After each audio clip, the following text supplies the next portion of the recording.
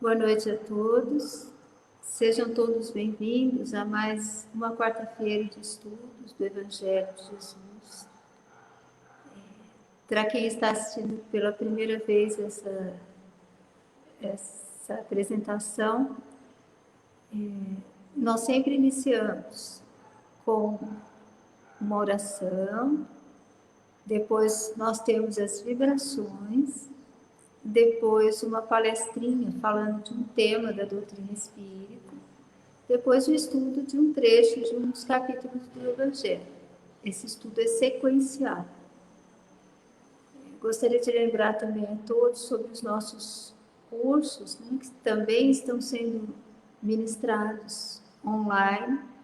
Então, sejam todos bem-vindos e vamos, nesse momento, nos concentrar, pedir a Jesus que nos abençoe, a cada um que está conosco nesse momento, a todos, em todos os lares, aqueles que não puderam estar nesse momento nos acompanhando, que todo o planeta, assim, possa ser abençoado.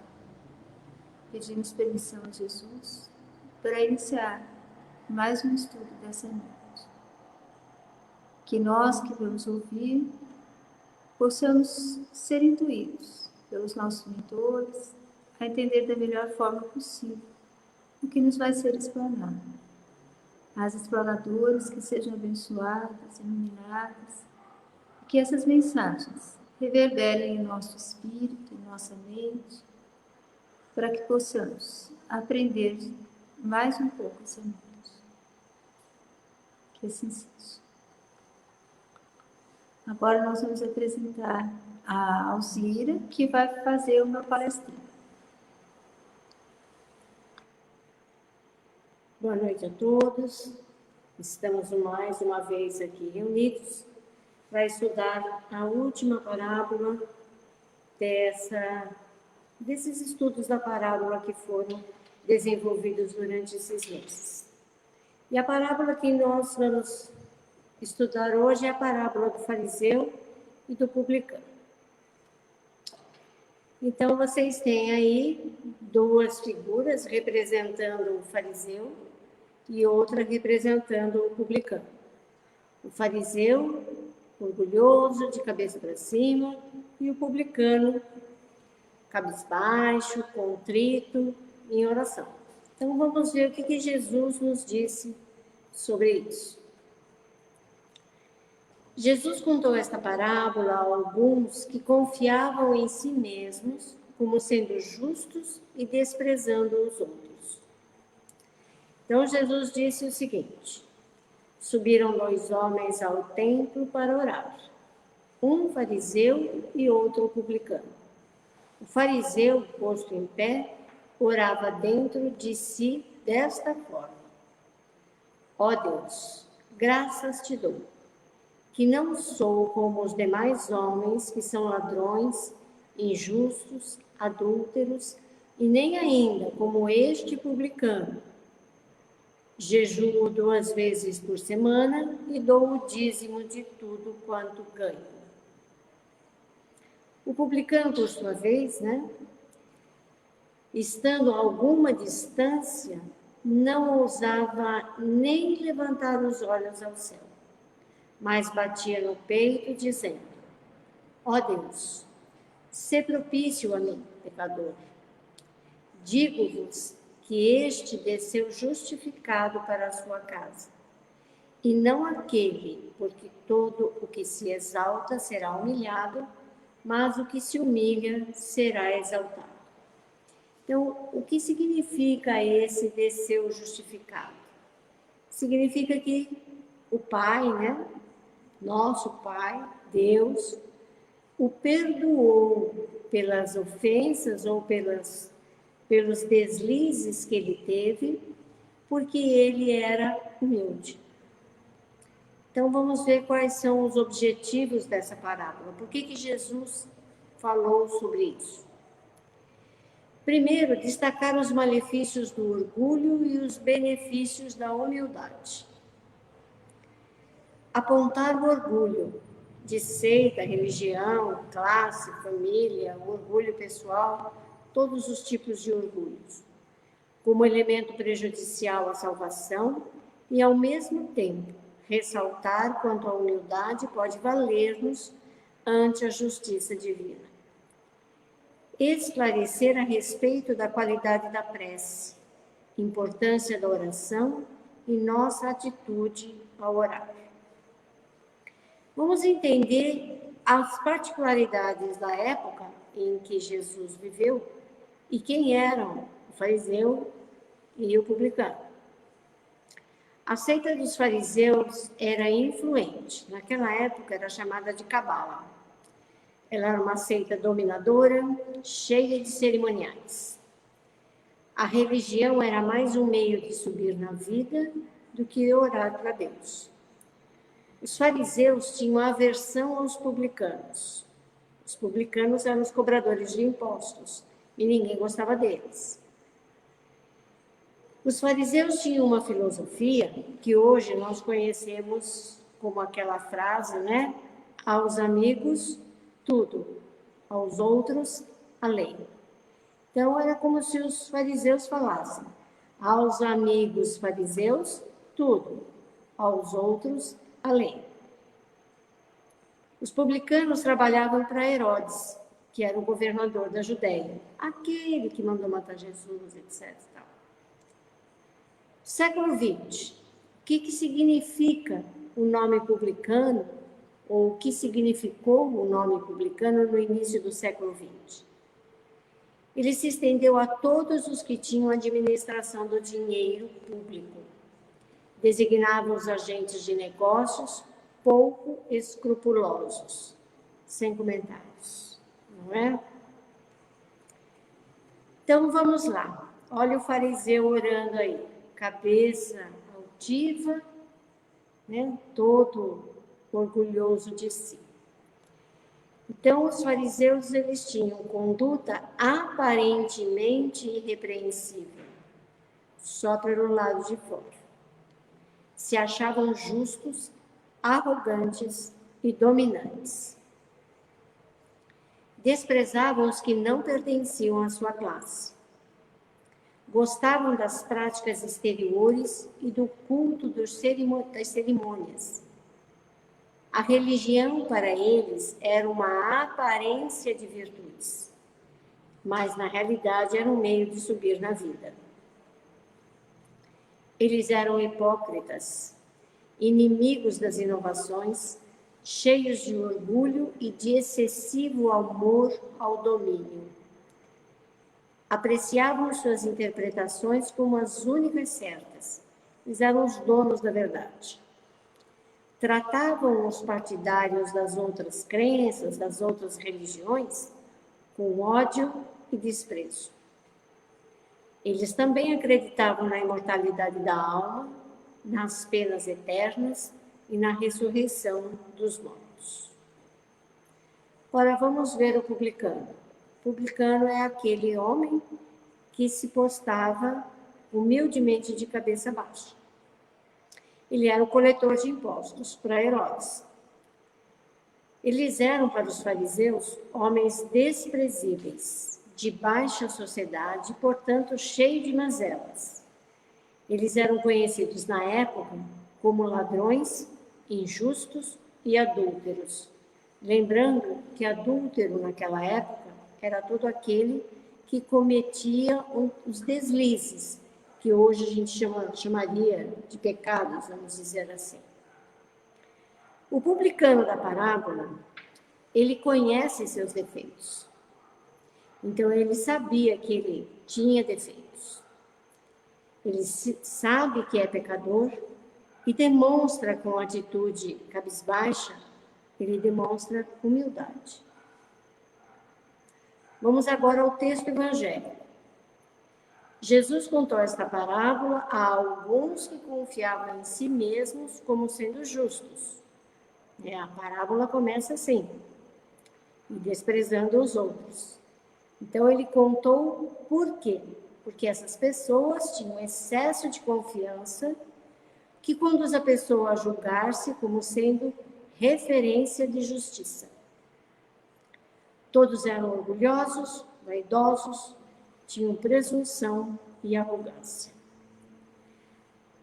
Amor próprio ferido, eles viravam umas feras. É aquela história, né? Pisou no calo de alguém, aí eles saem insultando, agredindo. Viram umas feras. Continuando no texto evangélico, tem um trechinho assim. Subiram 2 homens ao templo, né? E foi mais um trecho do texto. E em um determinado momento ele está dizendo lá, e dou o dízimo de tudo quanto ganho. Então é a oração que o publicano está fazendo. Então o que é o templo? O templo, que a gente utiliza essa palavra, como um local de oração. Então ele tinha uma postura respeitosa e contrita.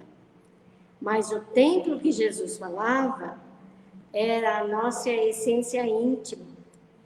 Então, é o que nós temos dentro de nós, é o nosso coração. E à medida que nós evoluímos, nós aperfeiçoamos o nosso templo íntimo com a melhoria dos sentimentos, das palavras e das ações. A oração do fariseu, aquele que olhava para cima, reflete orgulho, vaidade, exacerbação de amor próprio, confiante que Deus se sente honrado em tê-lo como adepto. Não é ele que se sente honrado ser adepto de Deus. Deus é que dá graças por ele o adorar. Olhe o orgulho do indivíduo. A posição em pé que ele se apresenta demonstra respeito, com certeza. Mas sabemos que o melhor respeito é a postura íntima de quem ora. Será que ele está realmente orando a Deus? Então vamos lá. O fariseu não proferiu uma prece, mas sim uma autolouvação.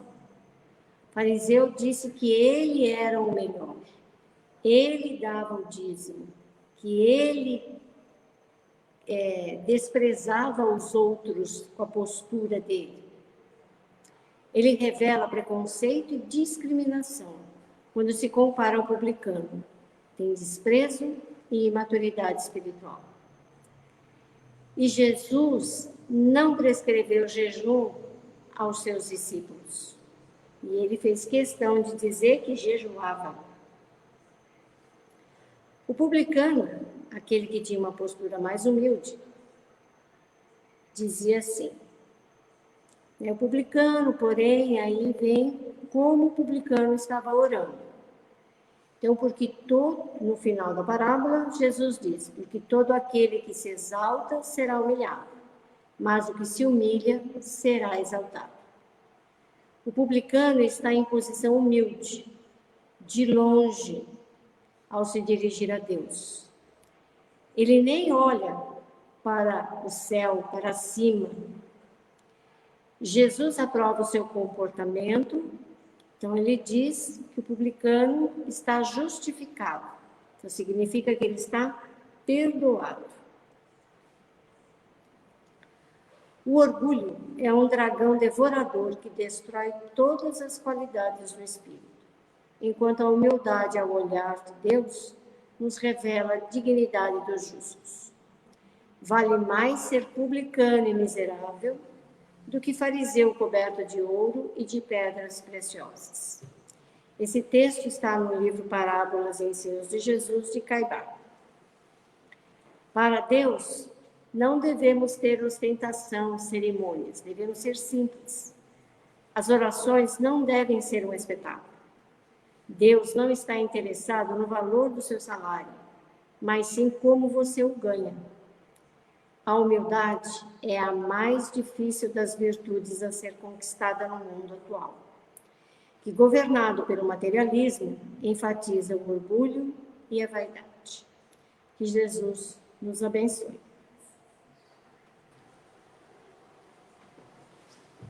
Agradecemos a Alzira essas explicações sobre essa palestra. E agora convidamos a Gisele para o estudo dessa noite.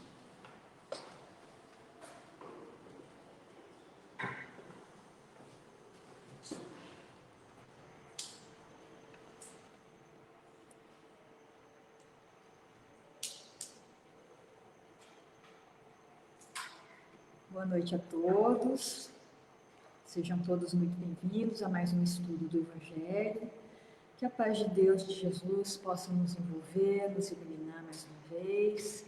E hoje nós daremos continuidade ao estudo do capítulo 10, Bem-aventurados aqueles que são misericordiosos. Nós vamos estudar, sobre a indulgência, vai do item 17 ao 21. Na semana passada, a nossa companheira Domitila já fez a introdução, falando um pouquinho do conceito da indulgência, que era o item 16. Então, dando continuidade ao estudo,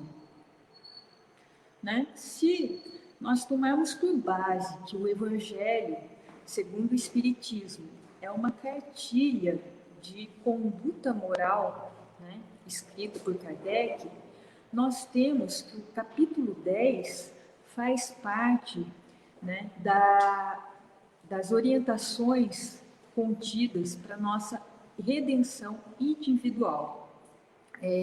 As orientações que Jesus trouxe para que cada um tivesse por base o que precisa se melhorar, o que eu preciso melhorar em mim mesmo, nas minhas ações, nos meus pensamentos, nos meus sentimentos. Então, hoje nós vamos estudar a indulgência, como que eu vou praticar a indulgência. E, relembrando a pergunta 886 do Livro do Espírito, a indulgência ela se insere no conceito de caridade. Por quê? Quando Allan Kardec perguntou para os espíritos qual era o verdadeiro sentido da palavra caridade, prescrita por Jesus, os espíritos dizem benevolência para com todos, indulgência para as imperfeições dos outros, perdão das ofensas. Então, para praticar a caridade, para praticar o amor ao próximo, uma das coisas que eu tenho que exercitar é a indulgência. E para entender o significado de indulgência e aplicar a caridade em toda a sua extensão, a gente tem que saber direitinho o sentido exato de cada termo utilizado na nossa literatura, Porque isso é uma condição indispensável para o bom entendimento e a aplicação dos conselhos morais contidos no Evangelho. E o que acontece muito é que a gente confunde o conceito de indulgência com o perdão. O perdão já foi estudado nos itens anteriores, também faz parte desse capítulo, e a gente nota que a indulgência é um conceito mais amplo que o perdão. Por quê? O perdão é como se fosse o primeiro degrau para a gente exercitar a caridade. E a indulgência, ela é mais ampla, porque a necessidade de perdoar, ela é temporária, porque ela vai deixando de existir à medida que o espírito vai evoluindo, à medida que ele atinge o cume da evolução. A indulgência, ela permanece sempre e cada vez mais, porquanto o espírito evoluído terá sempre de se confrontar com as imperfeições daqueles que ainda palmilham as difíceis estradas da ascensão moral. O que isso significa? Significa que quanto mais o espírito vai evoluindo, menos ele perdoa? Não. Ele não vê necessidade de perdoar onde ele não se sente ofendido. Então, se ele não se sente ofendido, para ele é muito mais fácil já praticar a indulgência, é um ato mais espontâneo, ele compreende as imperfeições do seu próximo. Então, a indulgência, ela vai se expandindo na medida em que o perdão se encolhe até este desaparecer. Por quê? Se a pessoa não se sente ofendida, para que a necessidade do perdão?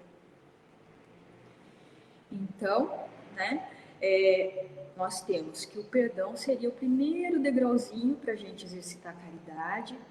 A partir do momento em que nós não nos ofendemos mais com os atos alheios, que nós não julgamos mais o que fazem a nós começamos a praticar a indulgência e o próximo degrau seria a benevolência. E todo esse conjunto, né, perdão das ofensas, indulgência, benevolência, envolve a caridade.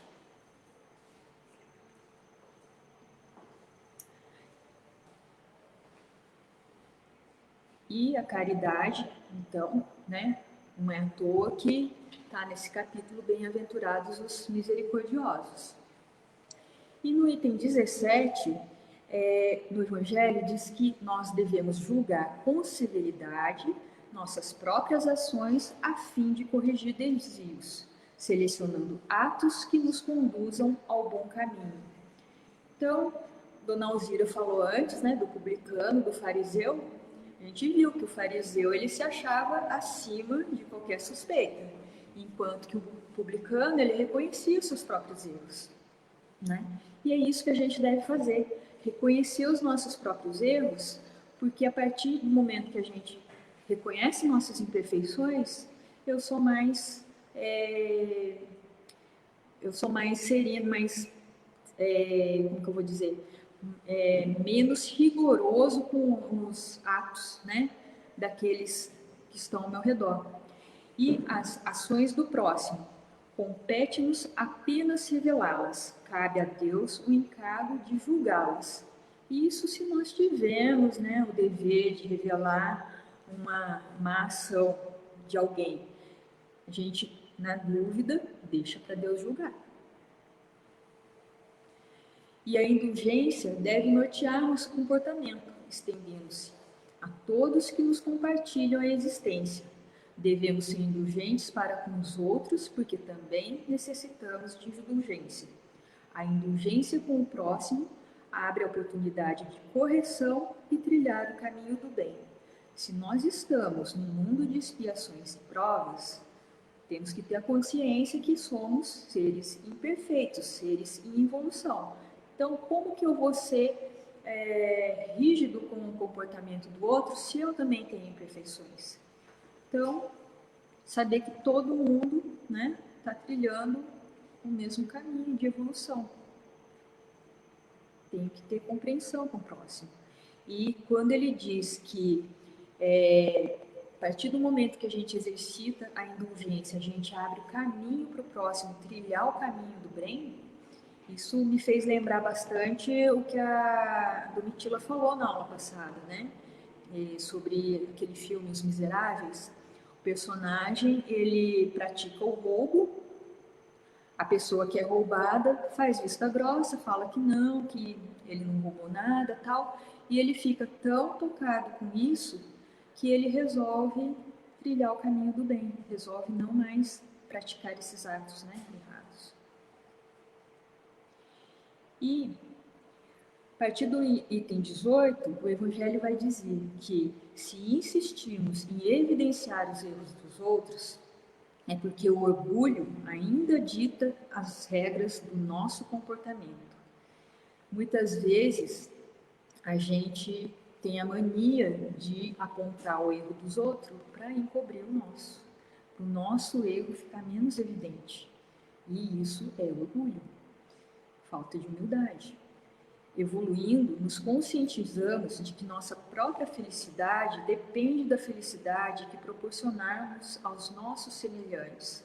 A gente vai percebendo que praticar o bem na dúvida é sempre o melhor. Ser indulgente é compreender os defeitos alheios, revelando e enaltecendo seus bons sentimentos e suas virtudes. Não custa nada a gente sempre procurar focar nas boas ações, nas boas qualidades dos outros. Às vezes a gente fica tão focado no defeito, né, que só critica e só põe a pessoa para baixo. E isso também gera uma energia muito negativa. Então, a gente tem que focar nas boas qualidades de cada um. Ninguém sendo perfeito tem direito de repreender o próximo? Então, a partir do item 19, São Luís que vai dar as orientações. E ele diz que é um dever quando há o sincero propósito de contribuir no seu progresso e se agirmos com moderação. Quando existe o prazer de denegrir, a censura é uma maldade. Então, se a gente tem aquela pontinha, né, de vontade de humilhar a pessoa, então ali é maldade que existe ali. Então, na dúvida, né, fique quieto. É repreensível notar imperfeições dos outros, fazer críticas. Então, vai depender da intenção. É repreensível quando visa o rebaixamento do próximo. Se a pessoa tem a intenção de humilhar, então isso não é legal. Não é proibido ver o mal onde ele existe. A ilusão de que só o bem existe prejudicaria o progresso. Nós temos que ter consciência que o mal existe, mas que esse mal ele serve para o nosso progresso. Para isso temos que fazer o uso correto da razão, que vai indicar o caminho certo, o errado, o bem ou o mal. E Emmanuel e André Luiz, no livro Estude Viva, né, no capítulo Na Hora Crítica, eles dizem que precisamos nutrir o cérebro de pensamentos limpos, mas não está em nosso poder exigir que os semelhantes pensem como nós. E aí é que, quando a gente para pensar, é a origem de muita fonte de conflito, aquela mania que nós temos de querer que os outros pensem e ajam como nós. Então, fica aí a dica. E há casos em que seja útil revelar o mal dos outros, se as imperfeições de uma pessoa prejudicam somente a ela mesma, não há utilidade em fazê-la. Mas, se pode prejudicar outros, é preciso preferir o interesse da maioria ao interesse de um só. E o que a espiritualidade faz com nós? Muitas vezes, ela deixa nós a ação e reação das nossas próprias ações. Então, se está prejudicando a uma pessoa só, deixe que, né, a justiça de Deus dá conta. E se está prejudicando mais de uma pessoa, aí sim nós poderíamos interferir. E no livro Opinião Espírita, no capítulo Tolerância e Coerência, mensagem 32, Emmanuel e André Luiz, eles dizem que compreender e desculpar sempre, porque todos necessitamos de compreensão e desculpa nas horas de desacerto, mas observar a coerência para que os diques da tolerância não se esbarrondem, corroídos pela displicência sistemática, patrocinando a desordem. Ou seja, bom senso sempre. E é muito interessante a gente pesquisar na literatura espírita, né, sobre esse tema, porque aí a gente encontra, como eu encontrei nesse livro, um capítulo que serve de orientação para as nossas ações. O capítulo 16 do livro Indulgência, né, psicografia do Chico Xavier pelo Espírito Emmanuel, ele diz: aquilo que sai da boca, diz no Evangelho, precisa merecermos tratamento especial. Então, a partir do momento que você vai abrir a boca para fazer qualquer crítica, né, tem que parar para pensar. Por quê? É pela boca que vazamos da alma desprevenida os tóxicos da maledicência e ainda por ela que arrojamos nosso desespero, os espinhos da discórdia, que levantam trincheiras sombrias entre irmãos chamados por Jesus a sementeira do amor. Então, às vezes a gente fala sem pensar, né? E a minha mãe, ela sempre falava, que a avó dela falava, uma vez que a palavra saiu da boca, não tem volta. E aqui nesse capítulo ele diz também que é pela boca que exteriorizamos a ternura e a compreensão que restauram e fortalecem, e é ainda por ela que externamos a fraternidade que nos imanta uns aos outros, à frente da lei. É pela boca que aprendemos a auxiliar aos nossos semelhantes, e é ainda por ela que clamamos para o céu, suplicando socorro e misericórdia. Então, aqui nós vemos e sentimos o sentido da indulgência, né? Quando ela é carregada de bons atos, de bons sentimentos. Eu pude já ser objeto de indulgência já, eu posso dizer que o perdão, ele constrange, ele é o primeiro passo para a reparação, sim, mas a indulgência, ela pacifica o coração e nos incentiva realmente a sermos melhores.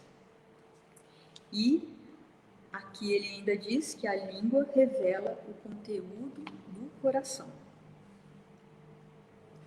E então, é a partir do reconhecimento da nossa própria imperfeição que aumentamos nossa capacidade de compreender a imperfeição dos outros. É por isso que a espiritualidade superior está sempre indulgente com os nossos atos. Elas sabem, né, das nossas imperfeições, já passaram por isso e por isso estão sempre aptos a nos auxiliar. E com autoconhecimento, passamos a entender e a sentir compaixão pelos espíritos ainda imperfeitos. O espírito abandona o orgulho, ou seja, o sentimento de superioridade que alimenta em relação aos outros. Entende, sobretudo, que todos guardam dentro de si a capacidade de se melhorarem, e assim passa a ver os outros com os olhos carregados de amor. Por isso, a indulgência é a virtude da compreensão. E André Luiz, ele diz ainda que a indulgência é a caridade vestida de silêncio. E tem um texto bem legal dele também, no livro O Espírito da Verdade, e o capítulo vem intitulado justamente de indulgência, onde ele diz que a luz da alegria deve ser o facho continuamente aceso na atmosfera das nossas experiências. Circunstâncias diversas e principalmente as de indisciplina podem alterar o clima de paz em redor de nós, e dentre elas se destaca a palavra impensada como forja de incompreensão a instalar entre choques. Daí o nosso dever básico de vigiar a nós mesmos na conversação, ampliando os recursos de entendimento nos ouvidos alheios. Sejamos indulgentes. Se errarmos, roguemos perdão. Se outros erram, perdoemos. O mal que desejarmos para alguém hoje suscitará o mal para nós amanhã.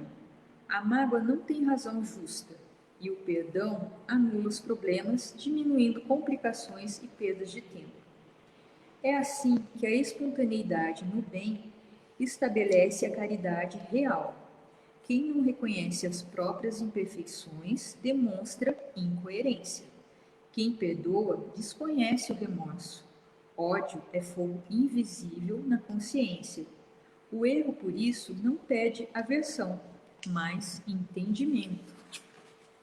O erro nosso requer a bondade alheia, erro de outrem reclama a clemência nossa. A humanidade dispensa quem a censure, mas necessita de quem a estime. E ante o erro, debalde se multiplicam justificativas e razões. Quanto mais conhecemos a nós mesmos, mais amplo em nós o imperativo de perdoar. Aprendamos com o Evangelho, a fonte inexaurível da verdade. Você, a mostra da grande prole de Deus, carece do amparo de todos, e todos solicitam-lhe amparo. Saiba, pois, refletir o mundo em torno, recordando que o espelho, inerte e frio, retrata todos os aspectos dignos e indignos à sua volta. O pintor, consciente, buscando criar atividade superior, somente exterioriza, na pureza da tela, os ângulos nobres e construtivos da vida. Então, finalizando aqui, mais uma vez com essa mensagem de André Luiz: indulgência é a caridade vestida de silêncio. Que saibamos, então, silenciar as nossas ações, os nossos pensamentos, a nossa palavra que sai da boca, né? Para não julgarmos o ato dos nossos próximos. E que assim possamos caminhar em direção a Deus e a Jesus. Que assim seja. Agradecemos a Gisele por essa explanação, né, pelo nosso entendimento. E nesse momento, nós vamos fazer as nossas vibrações. Então, vamos pedir a todos, em suas casas, que fechem os olhos, que mentalizem a figura de Jesus, que sintam em seu coração a sua bondade, o seu amor por nós. E pedimos, Senhor, dentro da nossa pouca fé, que as nossas vibrações possam chegar a todos aqueles que necessitam, que a espiritualidade de luz possa levar essa oração em forma de vibração a todos os irmãos necessitados, encarnados e desencarnados. Senhor, te pedimos por todos aqueles que sofrem nesse momento, os males físicos, as doenças mentais, as doenças espirituais, que possam, Senhor, ser auxiliados, que tenham forças para sair dessas doenças fortalecidos, que tenham fé, que lembrem-se, Senhor, de fazer uma oração. Pedimos, Senhor, a todos aqueles que estão desencarnando nesse momento, que possam ser auxiliados pela espiritualidade de luz, pelos socorristas da vossa seara, que tenham paz nesse momento, no momento do desencarne, que lembre-se de vós e que receba a energia dessa oração.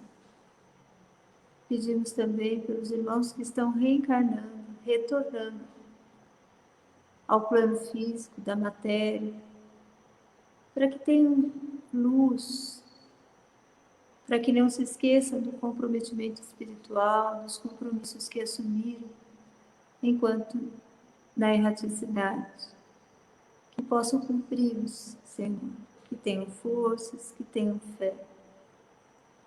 Pedimos, Senhor, por todos os irmãos que nesse momento estão batalhando nas guerras físicas, entre os países, entre os povos, que eles possam, Senhor, ser abençoados, iluminados, que o ódio não tome conta de seus espíritos, das suas mentes, que possam ver naquele irmão que está vestido com outro uniforme, um irmão mesmo, que o ódio que os governantes insuflam nos soldados possa ser amenizado, possa ser eliminado, Senhor, dos corações e mentes de tantos quantos se encontram nos campos de batalha. E que os seus pensamentos sejam de oração, Senhor. Senhor, pedimos por todos aqueles irmãos encarnados e desencarnados que ainda se comprazem no mal, Senhor. Que seus espíritos possam ser iluminados, que possam aceitar as intuições, as orientações da espiritualidade de luz, para que caminhem, bom caminho, para que possam voltar-se, Senhor, aos seus ensinamentos, ao seu amor, e com isso, deixando de praticar o mal. Pedimos, Senhor, por tantos quantos, nesse momento, passam fome, frio, calor, sede, que vivem na precariedade material, moral e espiritual, que possam receber, Senhor, um átimo de amor, da vossa misericórdia, que lembrem-se de vós, Senhor, e que essa oração chegue até eles, em forma de bálsamo, de acolhimento, de conforto espiritual. Pedimos, Senhor, por tantos irmãos que sofrem a violência física, psicológica, moral, espiritual, que sejam auxiliados, que o perdão seja um pensamento e uma ação que pratique. Perdoar aqueles que lhes infligem esse mal. Só assim, Senhor, um ciclo de ódio alimentado por séculos vai poder cessar. Pedimos também, Senhor, pelos pais e mães de família que trabalham diuturnamente para manter os seus filhos, para alimentá-los pelo pão material, pelo pão espiritual. Fortalece-os, Senhor, na fé, no amor, na esperança. Enfim, Jesus, pedimos pelos irmãos que estão no vale dos suicidas, que eles possam ser auxiliados, resgatados, e pelos irmãos que no plano físico tensionam suicidar-se, que sejam auxiliados, que aceitem esse auxílio, que não cometam, Senhor, esse erro contra si mesmo, que tenham esperança, que enxerguem, Senhor, a luz do vosso amor e da vossa misericórdia. Pedimos, Senhor,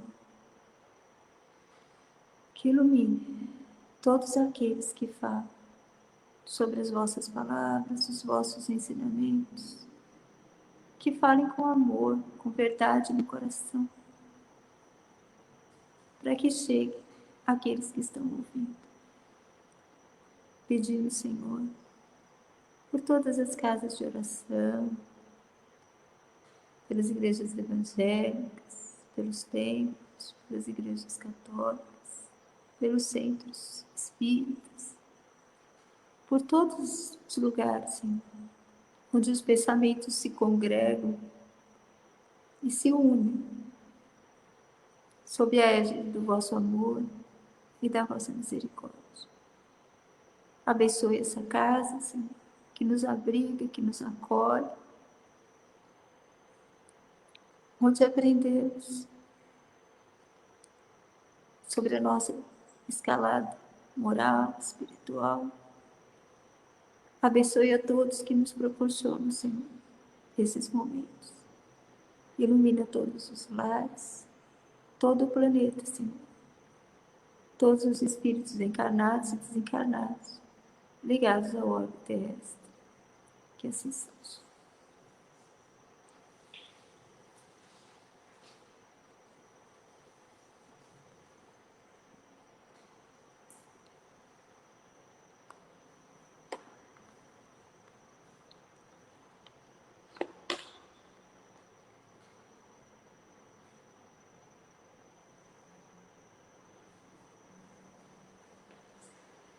Agora, nesse momento, nós vamos receber a falange médica do Dr. Bezerra de Menezes, que todas as quartas-feiras nos visita cada um em seus lares, nos locais onde se encontra. Agradecemos aos irmãos dessa falange que estão conosco agora. Agradecemos o amor, o auxílio, sempre presentes em nossas vidas. Cada um de nós podemos mentalizar os doentes, as pessoas que necessitam de auxílio, nós mesmos, as nossas famílias, nossos amigos, os desconhecidos. E agradecemos ao Dr. Bezerra de Menezes e a esses espíritos abnegados que estão sempre conosco, nos auxiliando, nos fortalecendo. Saibamos que ao lado de cada um de nós existe um trabalhador dessa equipe nos auxiliando nesse momento. Que sejam sempre iluminados.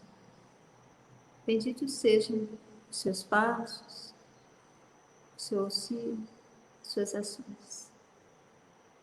Agradecemos esse momento. Que Jesus os ilumine e os abençoe. Que assim seja.